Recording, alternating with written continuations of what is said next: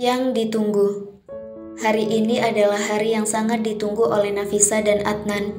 Setelah 3 hari dirawat di rumah sakit, Humaira sudah dinyatakan sehat kembali dan dibolehkan pulang dari rumah sakit. Mereka langsung memutuskan untuk menuju ke kediaman keluarga Hermawan. "Kamu tunggu di dalam mobil aja," kata Nafisa kepada Adnan. "Kenapa?" tanya Adnan bingung. "Kalau kamu turun, yang ada nanti Pak Hermawan bersikap baik," jawab Nafisa dan dibalas anggukan kepala oleh Adnan. "Aira siap?" tanya Nafisa kepada Humaira yang duduk di bangku belakang. "Aira takut," jawab Humaira. "Aira nggak perlu takut, kan nanti ada Bunda sama Om Rizky yang jagain Aira," kata Nafisa.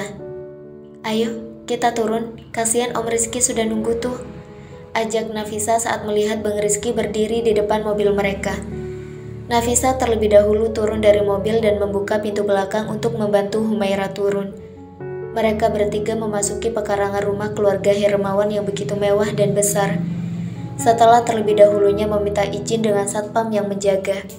Sekarang disinilah mereka, berdiri di depan pintu besar dan Bang Rizky mulai menekan tombol bel yang berada di samping pintu rumah. Tak lama, keluar satu pasang suami istri yang kelihatannya sedang ingin pergi karena terlihat dari pakaian mewah dan rapi yang mereka pakai. "Assalamualaikum, Bu, Pak," salam Nafisa dengan ramah. Lo lagi. Ngapain sih kesini dan ini kenapa lo bawa Atika kesini?" kata dan tanya Bu Sari dengan sangat sewot dan menunjuk Humaira yang berdiri di samping Nafisa. "Ngapain kamu balik lagi ke sini? Bukannya saya sudah bilang sama kamu, gak usah kamu ke rumah saya lagi," kata Pak Hermawan. "Dedi, Mami, Atika kangen," kata Humaira yang menghiraukan ucapan kedua orang tuanya dan berjalan mendekati kedua orang tuanya itu. "Au," ringis Humaira saat badannya didorong dan jatuh terduduk di atas lantai ruang teras. "Astaga Aira," kaget Nafisa dan membantu Humaira untuk berdiri. "Sudah saya bilang, kamu itu bukan anak saya, dan jangan pernah kamu panggil saya dengan sebutan itu lagi. Saya tidak mau punya pembawa sial seperti kamu," kata Bu Sari dengan sangat kasar, dan itu membuat Nafisa mulai kehilangan kesabarannya. "Kamu itu anak pembawa sial. Dan sekarang juga, kamu pergi dari sini sebelum saya mendapatkan kesialan yang kamu bawa," kata Pak Hermawan dengan nada dinginnya. "Kami akan pergi saat Bapak menandatangani surat ini. Kalau mulai sekarang, Atika Hermawan akan menjadi anak angkat saya. Dan namanya akan saya ubah menjadi Humaira Fitria Fayat," kata Nafisa dengan sangat dingin dan menahan emosinya agar tidak meluap begitu saja. "Mimpi banget kamu mau masuk keluarga Fayat yang kayak itu. Jangan terlalu mimpi jadi perempuan," kata Bu Sari dengan nada mengejeknya. "Terserah, kalian mau berkata apa. Saya tidak peduli dan lebih baik Bapak Hermawan yang terhormat menandatangani surat persetujuan agar kalian tidak telat datang pertemuan yang mau kalian hadiri," kata Nafisa dengan nada dinginnya. "Sini suratnya, biar saya tanda tangani," kata Pak Hermawan dan Bang Rizky menyerahkan surat yang dipegangnya. Pak Hermawan membuka surat itu dan langsung menandatangani tanpa membacanya terlebih dahulu, yang membuktikan kalau mereka memang sudah tidak menginginkan kehadiran Humaira lagi di keluarga mereka. "Ini sudah saya tanda tangani, dan sekarang juga kalian pergi dari rumah saya," kata Pak Hermawan dan melempar map biru itu ke wajah Nafisa dengan keras. "Apakah Anda tidak pernah belajar untuk sopan terhadap orang lain?" tanya Nafisa yang sudah tidak bisa menahan amarahnya. "Saya memang lebih muda dari Anda, tapi apakah Anda bisa menyerahkan dengan baik-baik atau jangan-jangan Anda tidak pernah tahu tata krama kalau berhadapan dengan orang lain?" kata Nafisa. "Jaga mulut kamu, sopan sedikit sama orang yang lebih tua," kata Bu Sari. "Saya akan sopan kalau Bapak dan Ibu juga sopan, tapi sayangnya Bapak dan Ibu tidak tahu apa itu kata sopan, sehingga memperlakukan tamu seperti ini," kata Nafisa dan mengambil map biru yang ada di atas lantai. Saat tangan Nafisa mengambil map itu, Bu Sari langsung menginjak punggung tangan Nafisa dengan ujung high heels yang dipakainya. "Au," ringis Nafisa. "Ini peringatan untuk kamu. karena berani melawan keluarga Hermawan, kata Bu Sari dan mengakhiri aksinya. Apa-apaan ibu ini? Mau saya tuntut kalian atas kekerasan yang selama ini kalian lakukan, kata Bang Rizky marah. Saya tidak akan takut dengan ancaman kamu itu, kata Pak Hermawan. Lebih baik kita pergi mas, daripada harus ngeladenin mereka ini, kata Bu Sari menggandeng lengan Pak Hermawan dan menyenggol bahu Nafisa dengan keras, sehingga Nafisa jatuh terduduk ke atas lantai yang keras. Baru disenggol aja udah jatuh, dasar lemah, kata Bu Sari dan menatap Nafisa dengan tatapan ngeledeknya. Cukup, saya sudah tidak tahan melihat kelakuan kalian, teriak Adnan yang berjalan menuju teras rumah keluarga Hermawan. Pak Adnan, Bapak ngapain ke rumah saya tanpa memberitahu saya dulu? Tanya Pak Hermawan dengan sopan. Saya kesini ingin menjemput istri dan anak saya yang sudah kalian sakiti, jawab Adnan dingin dan membantu Nafisa berdiri. Kamu gak apa-apa? Tanya Adnan dengan lembut ke Nafisa. Aku gak apa-apa, jawab Nafisa dan menggandeng tangan Humairah. Istri, anak, tanya Pak Hermawan. Iya. Perempuan yang istri Anda bilang mimpi ketinggian ini adalah istri saya, dan anak yang kalian bilang pembawa sial mulai sekarang resmi menjadi anak saya, jawab Adnan dengan wajah datarnya. Saya juga sudah mencabut semua saham saya yang ada di perusahaan kalian, karena saya tidak ingin punya hubungan kerja dengan kalian yang tidak punya hati sedikit pun terhadap orang lain, sambung Adnan. Ayo, kita pergi dari sini, ajak Adnan dan menggandeng tangan Nafisa. Dasar anak pembawa sial, kamu itu harusnya mati, kata Pak Hermawan. Itu kata hinaan terakhir yang Anda berikan kepada anak saya. Kalau sampai saya mendengar Anda menghina anak dan istri saya, maka saya tidak akan segan-segan buat perusahaan Anda bangkrut dan kalian akan jatuh miskin, kata Adnan. Setelah itu mereka semua meninggalkan area rumah Pak Hermawan. Abang akan mengurus semuanya ke pengadilan, dan nanti Abang kirim ke perusahaan Adnan, kata Bang Rizky. Makasih, Abang sudah bantu Queen selama ini, ucap Nafisa. Sama-sama, kalau gitu Abang harus pergi dulu untuk mengantar semua surat ini ke pengadilan, pamit Bang Rizky. Assalamualaikum, salam Bang Rizky. Waalaikumsalam, jawab kami semua dan setelah itu kami semua masuk ke dalam mobil. Gimana kalau sekarang kita pergi ke mall untuk membeli keperluan Aira? Tanya Adnan. Mau ayah, Aira belum pernah pergi ke mall, jawab Humaira dengan semangat dan melupakan kejadian yang baru saja terjadi. Sekarang kita pergi ke mall dan Aira bisa bermain sepuasnya di sana, kata Adnan dan mengendarai mobilnya menuju mall terbesar dengan waktu tempuh hampir 1 jam. Bunda, Aira kapan masuk pesantren?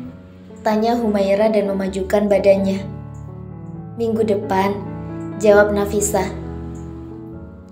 Gak sabar banget putri ayah ini mau masuk pesantren, kata Adnan dan mencubit pipi Humaira. Sakit ayah, kata Humaira. Kamu masukkan Aira pesantren mana? Tanya Adnan ke Nafisa. Pesantrenku dulu, jawab Nafisa dan dibalas anggukan kepala oleh Adnan. Setelah 1 jam di perjalanan, akhirnya satu keluarga itu sampai di sebuah mall. Besar sekali, kata Humaira saat turun dari mobil dan menampilkan senyuman manisnya. Ayo kita masuk, ajak Adnan dan menggandeng tangan kanan Humaira. Mereka masuk ke dalam mall tersebut dan Humaira melihat ke sekelilingnya. Karena ini pertama kalinya Humaira masuk ke dalam mall. Kita beli baju untuk Aira, kata Nafisa dan memasuki toko baju anak-anak.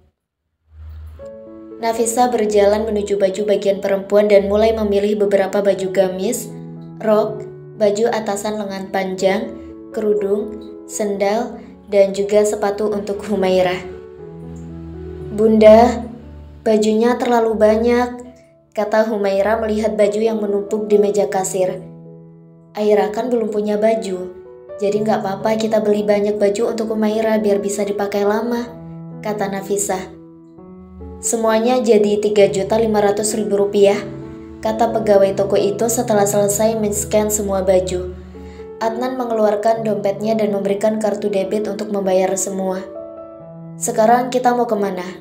Tanya Adnan setelah mereka keluar dari toko itu. Aku mau ajak Aira main, jawab Nafisa. Kalian duluan ke sana.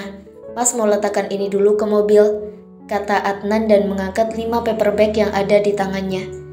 Iya mas, kata Nafisa dan setelah itu menggandeng tangan Humaira. Nafisa dan Humaira berjalan menuju tempat bermain yang ada di mall ini. Sampai di tempat bermain itu, Humaira mengisi saldo sebesar 200.000 ke dalam kartu permainan miliknya. Mau main yang mana dulu? Tanya Nafisa ke Humaira. Terserah bunda aja, jawab Humaira. Kok terserah bunda? Kan yang mau main Aira, bukan bunda, kata Nafisa. Kenapa belum main? Tanya Adnan yang sudah berdiri di samping mereka. Aira bingung ayah, mau main yang mana dulu? Karena terlalu banyak mainan yang mau Aira mainkan, jawab Humaira dan menatap semua mesin main. Gimana kalau Aira main balap mobil sama ayah? Tanya Adnan. Mau ayah, jawab Humaira dan setelah itu mereka menuju mesin permainan balap mobil. Nafisa menyerahkan kartu permainan ke Adnan dan Adnan mulai menggesek kartu itu di 2 mesin permainan. Aira siap? Tanya Adnan. Siap ayah, jawab Humaira dan setelah itu mereka memulai permainan. Yeay, ayah menang, kata Adnan setelah memasuki garis finish. Ayah curang mainnya, kata Humaira kesel. Ayah gak curang, tapi Aira aja yang lambat bawa mobilnya, kata Adnan. Gak seru main sama ayah, kata Humaira. Bunda, Aira mau coba ambil boneka, kata Humaira dan menatap mesin capit boneka. Emang Aira bisa? Tanya Nafisa. Enggak bunda, tapi Aira mau coba ambil, jawab Aira dan berjalan menuju mesin capit boneka. Ini, kamu gesek sendiri, kata Adnan dan menyerahkan kartu permainan ke Humaira. Humaira menerima kartu itu dan menggeseknya ke mesin capit boneka. Ini ya, kata Humaira menyerahkan kartu itu dan mulai mengendalikan capit untuk mengambil boneka yang dipilihnya. Merasa sudah pas, Humaira menekan tombol agar capitnya turun. Tapi sayang, saat capitnya kembali naik, bonekanya terjatuh. Coba ayah yang main, pasti langsung dapat, kata Adnan mengambil alih.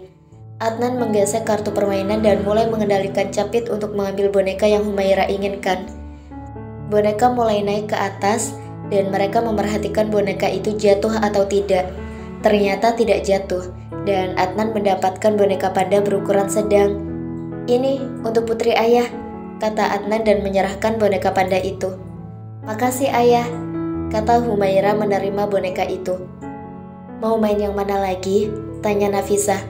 Sudah bunda, Aira capek, jawab Humaira.